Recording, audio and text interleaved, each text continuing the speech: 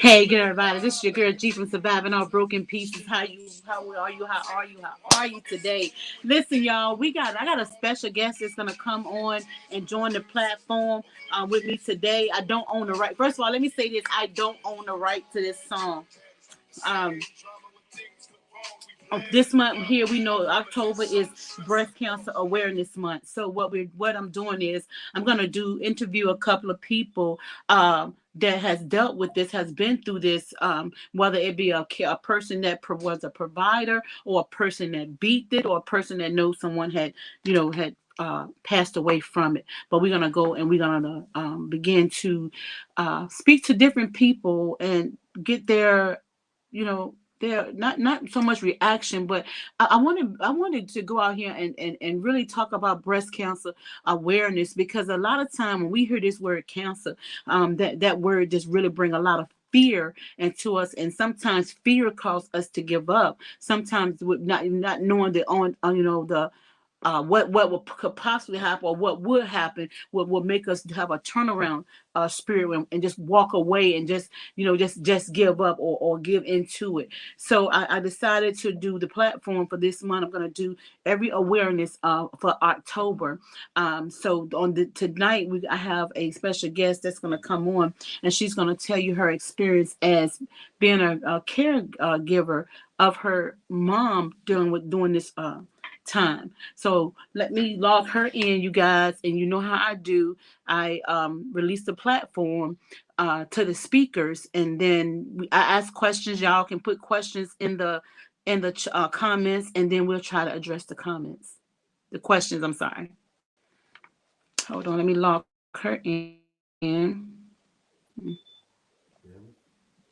Hey, can you hear me? Hey, yeah, I can hear you. Good evening, everybody. Okay, what I'm going to do is I'm going to release the platform to you. I'm going to allow you to tell your story. I'm going to while you're doing it, I'm going to tag a few people in so they can know that we are live. So you can Okay. go ahead and introduce yourself. Okay, go ahead. Okay, so my name is Shelly Purdy, and back in 1996 was when my mother was originally diagnosed with cancer. Um, she lost her battle in 2010. However, from the time she was diagnosed, her cancer went into remission twice. Unfortunately, the third time when it returned more aggressive, which required her to need more help, more care, because she started to have issues or illnesses that was related to her having cancer. When we met with the doctors in 2008, I believe it was like the middle towards the end of 2008, and they told us that this time my mom's cancer was terminal. Oh So wow. we, as a family, myself, my two brothers, two of my aunts, no, I'm sorry, three of my aunts, her husband, and if I'm not mistaken, four of her grandchildren were in the hospital with the doctors. And um, they basically told us what her situation was, and and what they thought was to come. This was in 2008. And they pretty much told us that my mom had 6 months to live. Not to get off topic, y'all, but let me tell y'all one thing for certain, and three things is for sure. The doctors can say what they want to say, but God has the final say so. I say that because they told us that in 2008. My mom passed in May of 2010. So almost 2 years after, they gave her 6 months to live. She lived almost 2 extra years. Back on topic. So she started having breathing problems, and she had congestive heart failure and some more health issues, which required her to need some care. Now, at first, we was talking to her about getting nurses and somebody to come into the house and things like that. Well, Regina, you know my mom, and you know she wasn't going for none of that. None None of of it. it.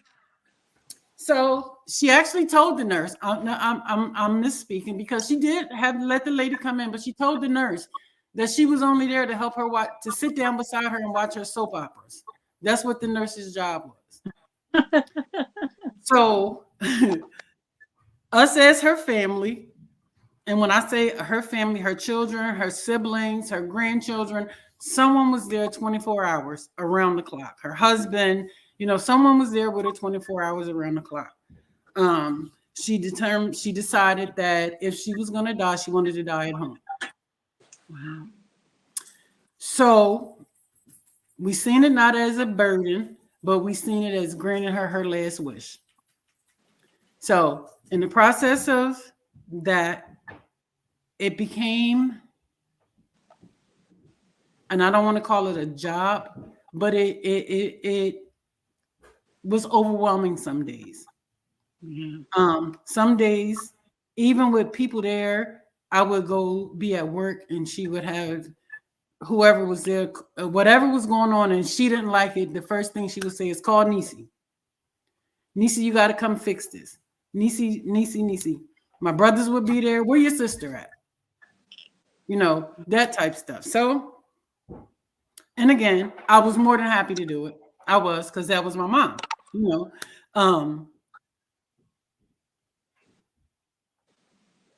So she wouldn't allow anyone to do her medications. She had certain people that she wanted to cook. She chased her sisters out the kitchen all the time and told them they couldn't cook. She called me the one day and told me that they was trying to kill her in the house because they was trying to cook for her. She said, Nisi, these people trying to kill me in here. They can't cook. Get these folks out of my kitchen. So, oh my gosh. So it was a lot. But I did it lovingly. And if I could do it again, I honestly and truthfully would. Because there are days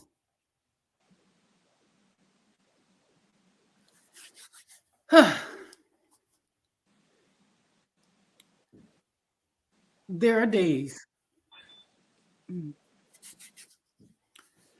that hits a little harder than most.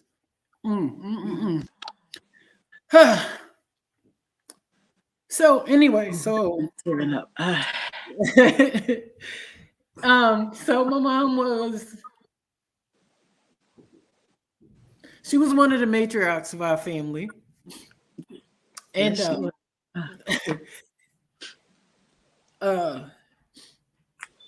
she was rough around the edges, but she had a heart big as Texas. She would do anything for anybody that, as far as the caregiving aspect, I didn't look at it as being her caregiver. I didn't ask for a pay or anything in return. No family members, because like I said, it wasn't just me. It was all of us. It was all of us. They took time off for work. They left school. The grandkids would leave school. And it was like my mom's house was the meeting place up until the day she passed. Her house was the meeting place because everybody wanted to play a part in taking care of her because she made sure that she took care of all of us. So it was rough. The last 6 months of her life was the hardest. And the reason being is because it became more complicated and more painful and more hurtful to see her struggle every day. I watched my mom go from about 195 pounds to maybe 100 pounds. So that was a hard transformation. And she fought. But,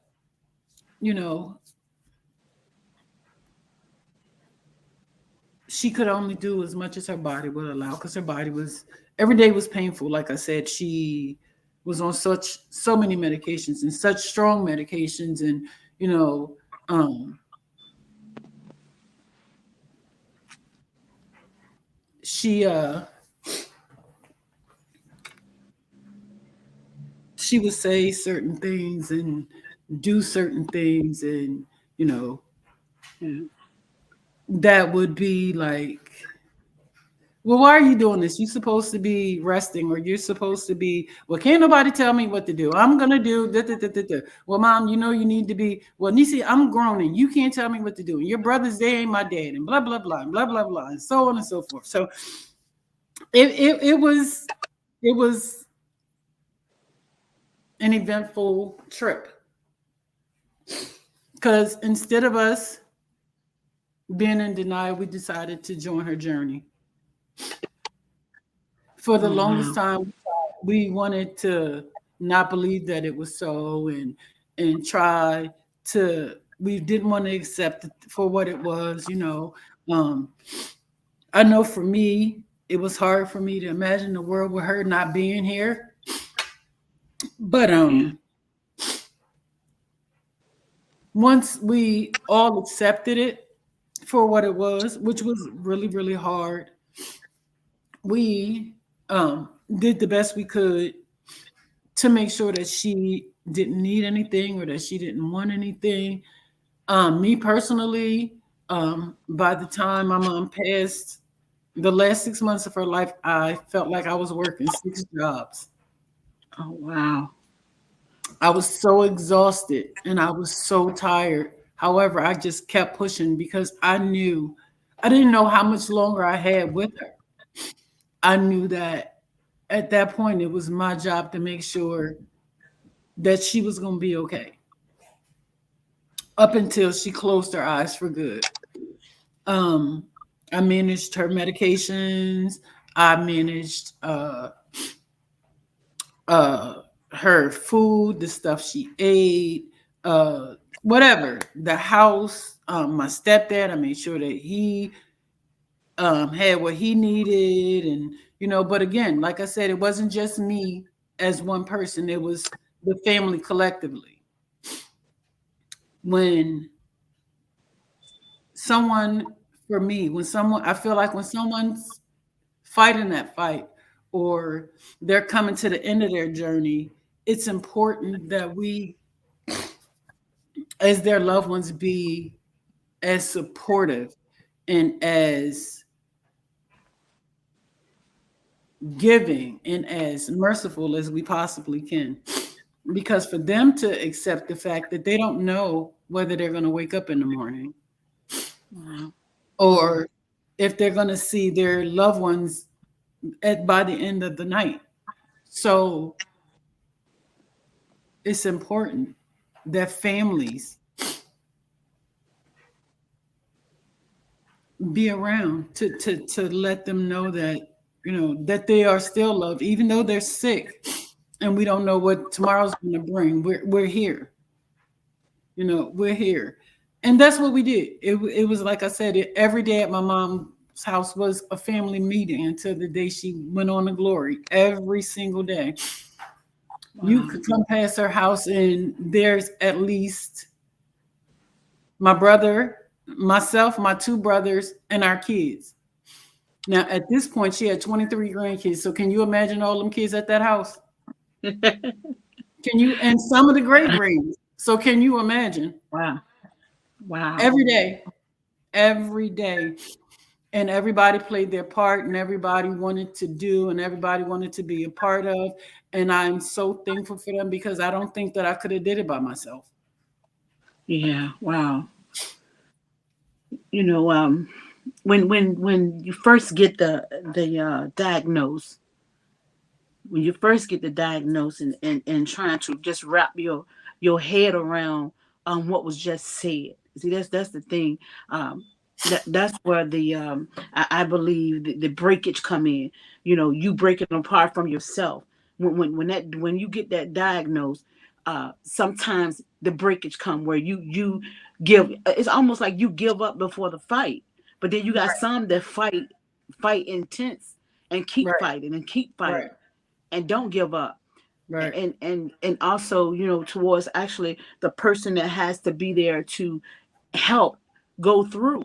It's as you're actually going through this thing with them, Yes. day by day, second by second, minute by minute, hour by hour. And I Absolutely. could and could only imagine being the mother, you know, being your mother.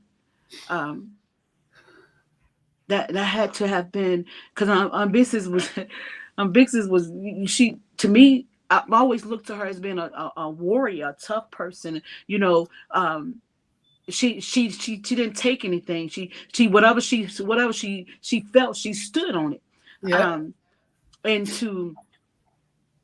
to see a person trans transform from being who you know them to being to this very kind of like weak person that's fighting, still intensely fighting the best that they know how. Mm-hmm. And I know that had to have been mental as the only daughter. Yes, I'm the only daughter, and I'm the youngest. So Yeah. yeah, so but it played a real rough part on my mental because now I'm like, if I sneeze too hard, I'm at the doctor's. Just because of the fact that certain cancers is hereditary. Yeah. So, you know, I try to be mindful of myself now, and I told my girls to be mindful about themselves, and you know, because it's in our gene, it's in our family tree, you know. Yeah. So, but with that being said, like you said, to watch my mom transform from the outspoken, trash talking, Yeah. Yes. We'll beat you up. will want to fight, um, person that she was, Yeah. and everybody known her to be, because she definitely was one of those people that didn't call a spade, and it didn't matter to who it was, how you felt about it, or none of the above, and you either dealt with it or you left. Yeah. That was who she was. She was one of them people that would cuss you out today and then invite you to dinner tomorrow, like Hmm. nothing ever happened. Yep. That sums it up. That was her. That was her. That was her. But to watch her transformation, it was really really hard, and it was really really devastating because not only was her physical appearance changing, but her mental was changing. The way she spoke, the things that she said. Um, Once she accepted the fact that she was dying, she tried different fences and repair relationships and um, you know, things that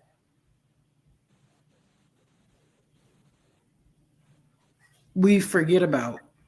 Yeah. But then me, being the youngest and being the only girl, I was there with the first diagnosis. Um, I'm not even sure if my brothers knew when she first got diagnosed. Um, but I was there every time. And like I said, in '96, when she first got diagnosed, up until they gave her the terminal diagnosis, it was watching her go from 1996 to 2008, and it just played in my head often. Um,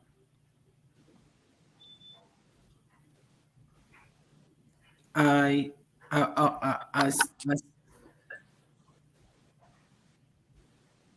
sometimes still sit back now to this day and just be astounded by the transformation. because, like I said, if you know my mom, then in her younger days, and then to see her at the end, it was like two totally different people. Mhm. Um, for me, it was, I knew that I was caring for my mom, and a lot of people may say that, it's like you're taking care of a patient, but it wasn't a patient. Mhm. It was my mother, and what got me through is I had to keep reminding myself that when I was born into this world, my parents took on the job of taking care of me. They could have done whatever, but they chose to give me life and they took care of me. So I felt as though that it was my job when she could no longer take care of herself. It was my job to then take care of her. We could never repay our parents for the stuff that they do or did for us. But I just felt like that was my obligation as her child. We was at the hospital, and the doctors, the people in the hospital was talking and said, well, you can go through this agency and that agency and blah blah blah, and we can get her a paid caretaker, and one of y'all can be her paid. No, we don't want none of that. Y'all can keep that. Y'all can keep Yep. that because it's our job now as her daughter, her son, her siblings, her grandchildren. It's our job now. Yeah. Mm. I reference to the circle of life. It comes a time when our parents take care of the time when our parents take care of us, but then it also comes a time when we have to take care of our parents. And one of my you know I don't want to say wish, but it was one of the things that I asked God for was to make it so that I'm financially able to take care of my parents. I don't want to put them in a nursing home. I don't want nobody else to have to deal with it, but I want to be financially able to take care of them so that it don't be a burden on bills, because I know what my focal point's going to be. It's going to be with them. Uh-huh. Excuse me, because when you talk about this, I can remember the transformation for my dad, seeing him transform to another person that I didn't even Mhm. really know who he was. I remember asking God, I said, God, he sounds like my father, but he don't look nothing like him. And that's a hard part It is. to see them. You know them, been knowing them all your life. This is your parents. And to see them, the transformation from this illness affect their whole body, the outer appearance, inner appearance, like you said, mental status, Hmm. all of it. And to be the person that has to come in and take care of them every day, daily. Hmm. That is, and people, and it's mental. It's a mental weight that comes upon you yourself, trying to figure out, can I do this? Can I do that? Did I do enough of this? Should I do this? What am I gonna do? And they don't want nobody else to take care of them. Oh no. Oh no, that wasn't an option. Yeah, they just want you, and Mhm. and you put your life on hold. So you got to then put your life on hold and be there for your parent. And that's Mhm. what I said. And you know what? Even with that, you got to make sure that the person that you're even with can understand that, because sometimes the person, your significant other, don't even understand what you have to do. You know what? And I'm gonna be totally, totally honest. I'm not sure whether he understood, if he understood what I had to do, but he did understand. Let me say that. I'm gonna say he never said anything about it one way or the other. And honestly, it really didn't matter to me. Hmm. It didn't matter to me. Um, and he was my husband, but it didn't matter to me. It didn't matter. If he would have decided that, oh, I can't do this no more, you away from home more than you at home, so I'm leaving. Bye. Yeah. Yeah. Yep. But fortunately, he wasn't that type of man. He understood. He stayed with the kids and did whatever I needed to do. He never complained or he never said anything out of the way when it came to that. So that wasn't an issue. But who's to say everybody would be that lucky or be that fortunate? Yeah. I found myself to be really, really fortunate when it came to that because because it could create a problem in the household. It really could because it's time consuming. Yeah. And that's what I've seen. I've seen it because the next person don't understand. Right. Because it is not at their door. Right. So they don't understand. They don't understand that this is my obligation. Absolutely. By choice. By choice. That I'm going to be right here every step of the way. Because, see, you got to understand that person that's actually dealing with that thing, you would never understand where their mindset is. Right. What's running through the back of their mind, what they're thinking at that moment. You would never understand it. That what's going on behind the smile and the laughter. Mm-hmm. What are they talking to God about? What are they talking to themselves about? You never understand it. So all you can do is just be right there and overwhelm them with love, even in your own mental state of mind, because right. you as a person that has, especially a daughter, and you know what, I'm myself. I was a daddy's girl myself. I was a daddy's girl, but I can see the boy, your brothers. Because they made sure that nobody do nothing to our big sis. Facts. Yeah, they would have hurt you behind their mom. Right. So even for them to see this, because the worstest thing in the world is when you can't do nothing. You know what, Regina? I can honestly say the day that they gave us her terminal, and they said to us that there was nothing else that they could do. Now we all know that my oldest brother could be, at one time in his life, was mean as a black snake. Yes, Lord. He's a good guy, though. Don't get me wrong. He's a good guy, but he could be mean. Mm-hmm. He could be mean. But that was the first time I seen him cry since we was kids. Wow. The reason being is because my mom sat there and she told us in that meeting, don't hook me up to no machines. I don't want to be resuscitated. I don't want none of that stuff. If it's my time to go, then let me go. Wow. And I'm telling you, that was the first time I seen my brother cry since we were kids. Wow.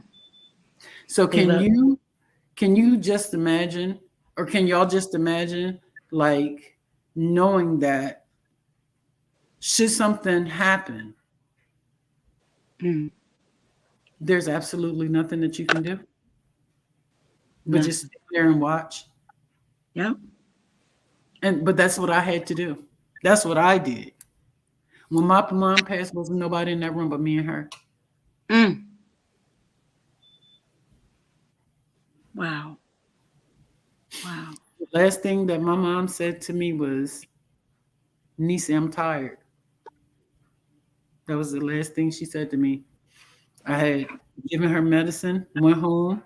My stepdad called and told me that she was up and she was in pain. I raced right back over there. Flat tire, no, got a flat tire going through the alleyway trying to get back over there to her. I was like 4 blocks away. Got a flat tire and everything. It didn't even matter. Got to the house and she was in pain. And she said, I walked in the room and I said, Mom, what's going on? And she said, I got to go to the bathroom. She was talking to me at first. And then she said, I got to go to the bathroom. I said, okay. So My mom had gotten so small to where I could actually pick her up by myself Wow. to help her to the bathroom. And I transferred her over to the commode. And we sitting there and I'm rubbing her back and we talking or whatever. And she looked up at me and she said, Nisi, I'm tired. And I said, well, Mom, just gave you your medicine. You should be able to go back to sleep. Now, mind you, through all of this, she's having breathing problems. She's on oxygen because she can't, without the oxygen, she can't breathe. And she said, she said, Nisi, I'm tired. And I said, Mom, we just got your medicine.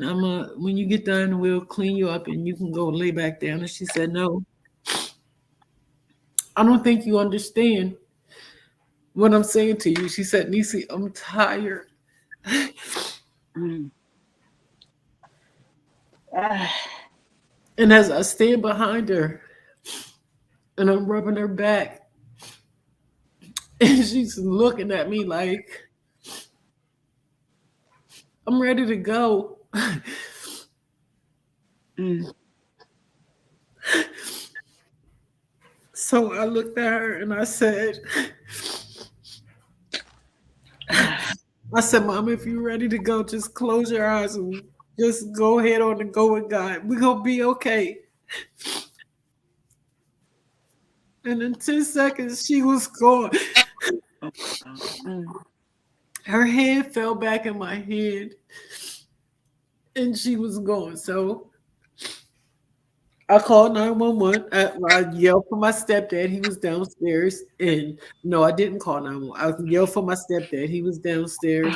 And my nephew was downstairs. And I told my stepdad to call 911. And he brought the phone up and they're telling me to start CPR and that I had to start CPR and until the EMTs got there. So when the EMTs came, they was gonna perform CPR, and I had told them that my mom was a DNR, and they requested the documents and all of that stuff. So I gave them all of that stuff. Then the people from hospice came, and I got so angry. And the reason why I got angry is because they started looking through the house and counting her pills and her medication to make sure that I didn't give her too much medication. Like I had, oh my God, I was so angry. And he actually said to me, it's nothing personal, but we have to just double check. Because at that time, by then she was on morphine like every so many hours just to help with the pain. Wow. But they came in and they literally started counting her medications and looking at the vial of morphine and counting her pills and all of this stuff. And do she got any extra pills? Is there any extra this? They was counting the scripts and the refills and all. I was so mad because I had literally just lost my mom in 45 minutes prior to you being here. And now you're here counting her medications like I killed her. Like I was so, oh my gosh. Anyway,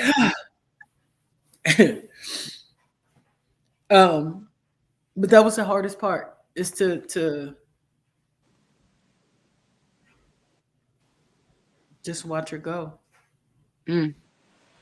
That was the hardest part. My dad told me the same thing. He said, Gina, I'm just so tired. And I said, okay, Daddy, we just go back in the bed. We just cleaned you up. I just cleaned you up, and you don't go to sleep, and I'll come back in the morning, not even understanding what that tired meant, or not wanting to understand. Mm-hmm. I can remember the time when the nurse, she said, "You have been in the nursing profession for so many years. You know what this is." This is what she told me. She said, "Why are you being selfish?" And you talking about, I understand the angry, because I said, this lady she don't know me. She about to get it. Hurt her feelings. Hurt her feelings. Yeah. No, I was about to put some hands on her, because I said she out of order. She just out of place. And then something grabbed me like, she right, because you don't know what he's praying. Mm-hmm. He may be praying, God, take me, and you trying to pray, keep him here. Mm-hmm. Because you're not in that battle with where he's at, but right. you rather have him here. And when I thought about it, I said, this is kind of selfish, because I'd rather have him here with me, and I forgot all about everything, all the pain and everything, the agony and everything that he was going through. On a daily basis, absolutely. And that's something that I said that I will always talk about and promote. Be careful how we are praying, because they may be praying something different, and we get so like she said, we get so I don't want to say let me give me a good word. We get so something about and that's it, in our own feelings, that we want to keep them there regardless of what. You like you said, you see they can't hardly breathe. You see they can't. As us, we're first cousins. We know that our parents, your mom and my dad, would have never wanted nobody to end up changing diapers, taking them baths. That's not where they wanted to be. So when we say let them stay, God keep them, don't take them. We'll have them any kind of way. That's selfish in a sense. It is. And I had to come to a grip. It is totally. And I had to come to a grip with that. I said, always promote and talk about this thing. We cannot be selfish on their pain, right? On what they don't, because there's no way they want to live that way. Absolutely. But because we love them so much, we don't care if they lay in the bed every day just to lay eyes on them and know they're here. But we don't understand. We forget about the fact that they're struggling breathing. We forget about the fact that they're not eating. All these things. And we don't think about these things. All we think about is, I don't want them to die. Right. And we forgot we intentionally, not aware, allowing them to suffer in a sense. Mm-hmm. And I had to come to grip with that. I have my days where I just wish, especially around the holidays and her birthday, especially around the holidays, because she would cook all kind of crazy stuff. And around the holidays I get the craving for her cooking, But then I have to sit and talk to myself and remind myself that if I had to have her here, if I had to have her here suffering the way that she was suffering every day, I'm satisfied with the fact that God took her to glory. I am, because every day was a struggle for her. My selfishness, our selfishness, like you said, wanted her to stay. Yeah. But her struggle became painful to me. Yeah. Me seeing her not being able to get out the bed. You ain't never known my mom to lay in the bed all day. No. But she got to the point to where she couldn't get up. It got to the point to where it hurted her to take a breath. Yeah. And see, that's where we have to come to a understanding. My son came to me and he said, Mom, he said, he said, why do you keep telling us that God don't put no more on you than you can bear? And God said that you can't bear no more of this, seeing your dad that way, but yet you don't want to accept it. And when he said that, I'm like, wow. He knew that I couldn't take this every day. It was rough. It was rough. And don't get me wrong, like you said, I'm like you. I would do it all over again and then some, without thinking or blinking. absolutely, absolutely. But it's the part when you have to say, okay, I gotta let him go.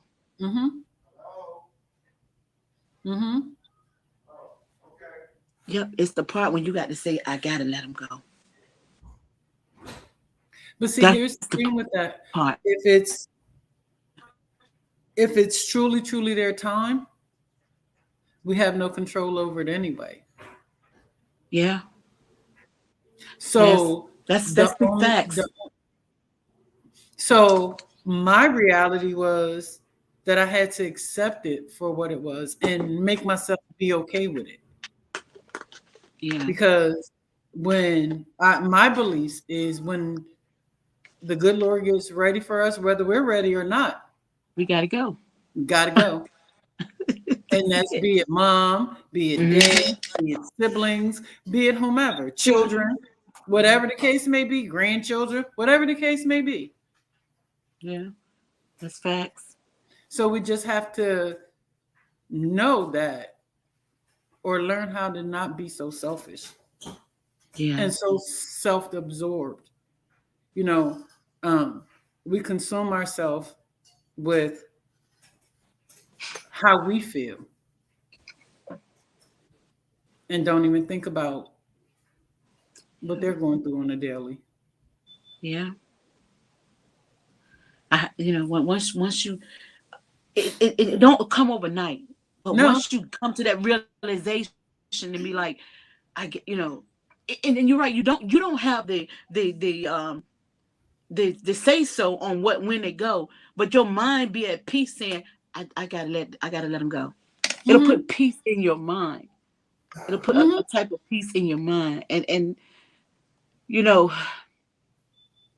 as the person, like I said, that's taking care of your loved one on a daily basis, making sure that you do your best.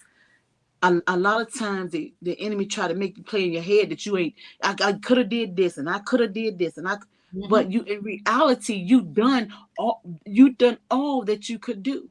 Absolutely. And then some. And then some. They're pleased. It's that inner you. Yes. Yes. They're pleased. Because when my dad, because he like you say, he fell in on my chest, and he said, Gina, I'm tired. And I told him the same thing. Dad, we're going to lay you down, clean you up, and you can get up in the morning. He said, no, I'm tired. And I still didn't grasp what he was talking about. And then he apologized. He said, I'm sorry that you had to do this. And I said, don't apologize. I would do this all over again. I said, Dad, you don't even understand. Like, this is nothing that, it's not something that I feel like I'm burdened to do. This is my obligation. I asked God, and it's so crazy because I had just started my business. And I said, God, make it so I be financially able to take care of my parents. And God did. I mean, he put the right people in the right places to help you mentally. To help you mentally. This cancer thing comes in, and I'm telling you, it's either come in and just wipe you completely out, or it come in and it comes by its time like a process. It's by its time. Just by its time. And it's just it's something else. And I just want people awareness to talk about it. I think the more that we talk about it, the more that we each other, it's as if getting a little group and we can talk about it and exchange people and try to give people a hope, not to give up, not some acceptance. That's the major acceptance. Yes. Yes. Peace. Yes. Love, joy, all this plays a role. And you have to keep your mind right there. right there, and just love them for the moment. You Right. can't at that particular time. You can't worry about tomorrow. It's the moment. No, it is, because It's the who's to moment. say tomorrow's going to come? Who's to say tomorrow? Absolutely. It's the moment. Pastor Goodwin came in, gave my dad the plan of salvation. By that morning time, he had passed. It's the moment. It's the moment. And that's what you got to cherish. That's what you got to love. That's what you got to live for. The moment. Tomorrow you can't worry about. Later that night you can't worry about. It's the moment. And then the process after the death. Oh my goodness. Oh my goodness. Yeah. So, like I said, the people from hospice came. They made me angry.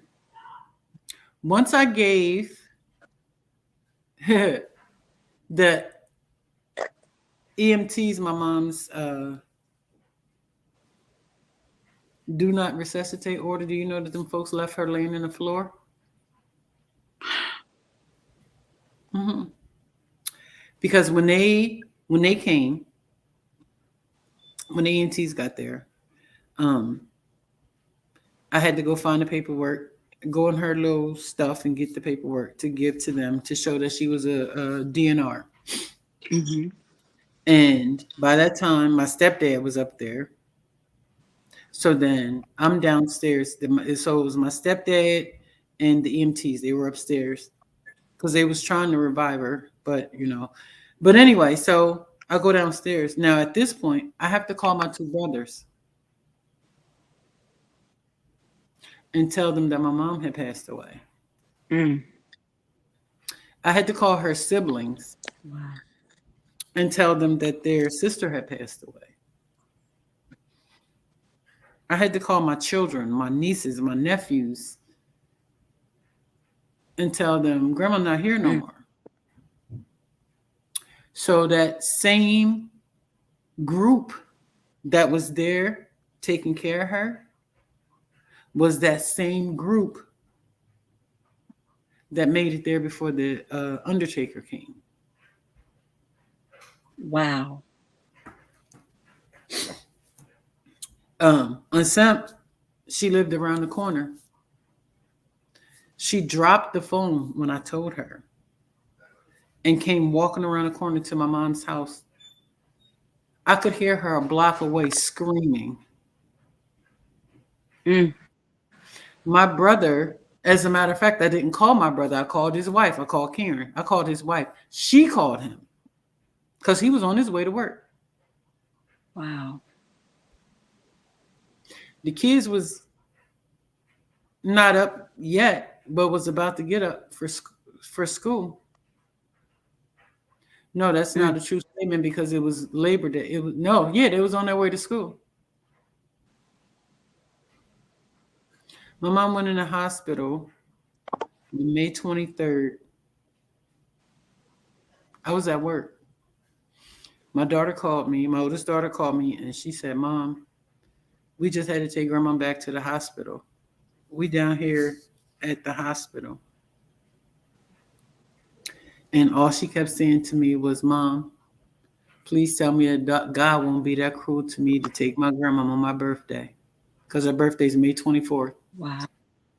And all she kept saying is, Mom, God can't be that cruel to me to take my grandma on my birthday. And he didn't. She was in the hospital for a couple of days. She came home that Friday. She passed away that Monday. Wow. But she said that she wasn't going to die in nobody's hospital. That's what she said. And she stood on that too. I know she did. I know She she stood on did. that too. She stood on that too. But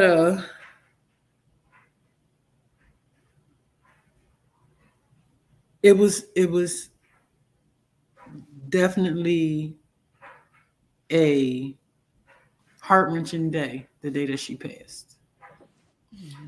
Mm. The grandkids, my brothers, her siblings. And then there was me trying to be the rock to hold everybody up. That part right there. And just taking it all in. And I'm running. Here, there, here, here. And I'm doing this and I'm doing that and I'm doing this and I'm doing. Now, don't get me wrong. I had some really good people in my corner. I had some really good people in my corner. But I'm one of those. I'm a lot like my mom. I have that take charge attitude. So I'm going to step in and I'm going to do and do and do and do. So the day of her funeral, we went to the funeral. We was over at the house, and it looked like it was getting ready to rain. So I said, I'm going home and I'm going to go change my clothes real quick. I'll be right back. I was so mentally drained that all I can remember is going to my house, taking my shoes and my stockings off. I sat on the bed and I took my stockings off. And when I woke up 3 hours later, Wow. 3 hours later, it had rained. My phone was blowing up. People was calling my phone. 3 hours. All I remember is sitting on the bed. And I guess I just passed out from exertion. Yeah. 3 hours later, when I woke up, and everybody's like, well, where were you? By the time I got myself together and got back over to the house, everybody looking for me, but I have no memory. I was exhausted. But again, I would do it all over. So I would do it all over.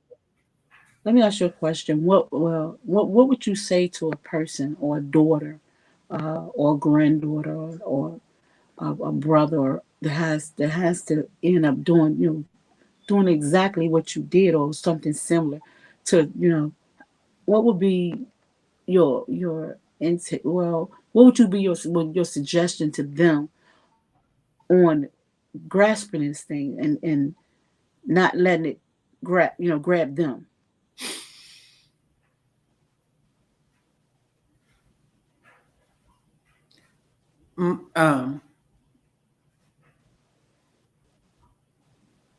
You have to be open-minded, because there's a lot of things that's going to come up that you may agree with or you may not agree with. However, if it's for their best care,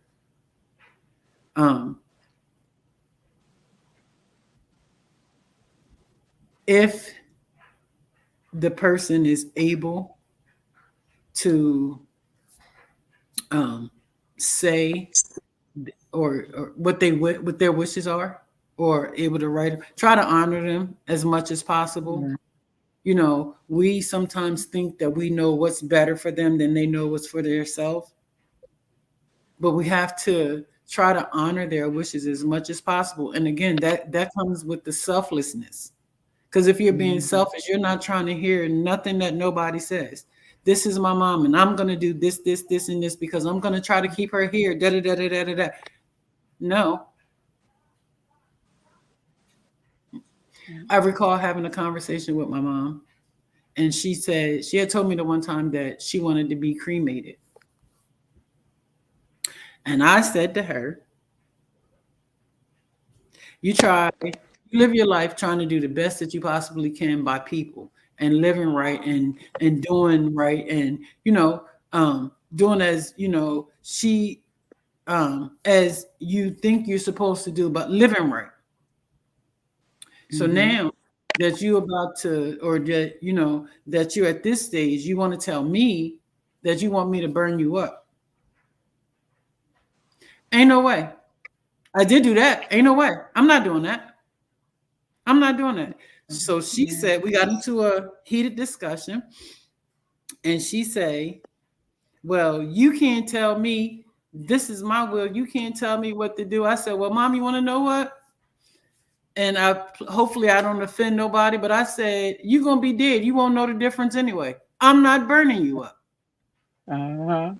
From the Yeah. ground you was created, and to the ground you shall return. So that's how that went. But yeah, try to be as selfless as possible, because when we become selfish, we're not seeing the full picture. Yeah. But also in that, you also need to remember you can't do it all by yourself. Yeah. You can't do it all by yourself. You can try, but my suggestion would be open to as much help as possible, because you cannot do it by yourself. That's good. That's good. Well, I thank you. I thank you so much for being part of Surviving My Broken Pieces, getting up, telling your story, talking about it, awareness, telling, because you help a lot of people. I know that you done helped a lot of people that have been going through, not understanding how to get through. Not the ones that have have endured it already, but the fresh ones, the ones that it's just happened to, the ones who's just trying to get their mindset right, try to figure this thing out. And I thank you for sharing your story. I do. Um, it was necessary. It was necessary for the people of God, the kingdom, to help people, to teach people. It's necessary.